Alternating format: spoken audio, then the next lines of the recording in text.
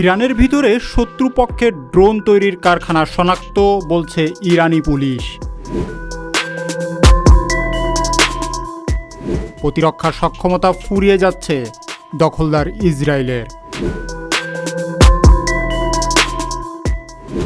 ইরানের হামলায় বিধ্বস্ত ইসরায়েল, বাসিন্দারা আশ্রয় নিচ্ছে বেসমেন্টে, ভিডিও ভাইরাল। ইরানের অভ্যন্তরে বিভিন্ন প্রদেশে শত্রুপক্ষের ড্রোন তৈরির কারখানা এবং ড্রোন বহনকারী যানবাহন শনাক্তের কথা নিশ্চিত করেছে দেশটির পুলিশের মুখপাত্র সাইদ মন্তাজেরল মাহদি। পুলিশের এই মুখপাত্রের বরাতে খবরটি প্রকাশ করেছে ইরানের লেবার নিউজ এজেন্সি। প্রতিবেদনে আরও বলা হয়, ইসরায়েলের 14টি ড্রোন ভূপাতিত করার কথা জানিয়েছে ইরানের পুলিশ। ইরান থেকে ছোড়া দূরপাল্লার ব্যালিস্টিক ক্ষেপণাস্ত্র প্রতিহত করতে ব্যবহৃত অ্যারো ক্ষেপণাস্ত্র প্রতিরোধ ব্যবস্থা দ্রুত ফুরিয়ে আসছে ইসরায়েলের।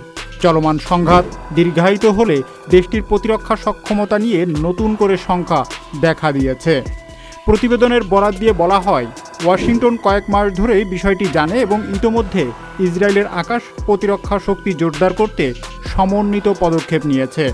ভূমি, নৌ ও আকাশ 3 ক্ষেত্রেই যুক্তরাষ্ট্র প্রতিরক্ষা ব্যবস্থা মোতায়েন করেছে।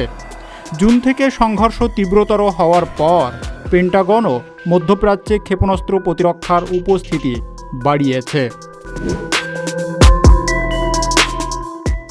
তবে যুক্তরাষ্ট্রের নিজস্ব ক্ষেপণাস্ত্র প্রতিরোধ সরবরাহ চাপে পড়েছে বলে জানিয়েছে ওয়াল স্ট্রিট জার্নাল।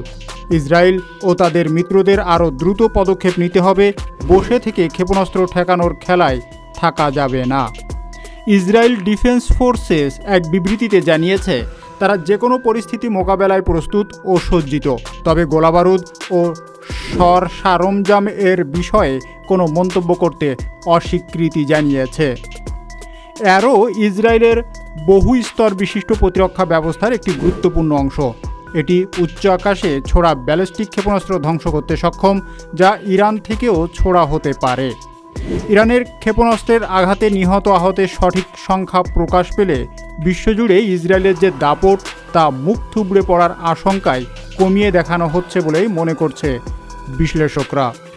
এদিকে সোশ্যাল মিডিয়ায় ছড়িয়ে পড়া একাধিক ভিডিওতে দেখা যাচ্ছে ইসরায়েলের বিভিন্ন শহরে সাধারণ মানুষ বেসমেন্ট ও বোম শেল্টারে আশ্রয় নিতে বাধ্য হচ্ছেন।